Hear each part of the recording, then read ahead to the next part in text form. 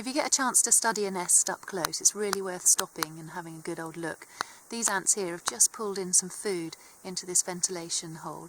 I don't know if you can see that in shot there. They're taking it right inside the nest. They'll be hoping to feed the troops and the young. But these ventilation holes are interesting because they open and close them depending on the temperature of the day.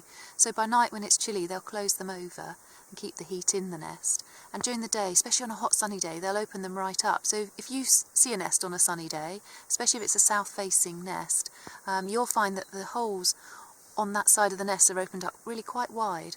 And then you'll see the ants coming in and out, doing their business.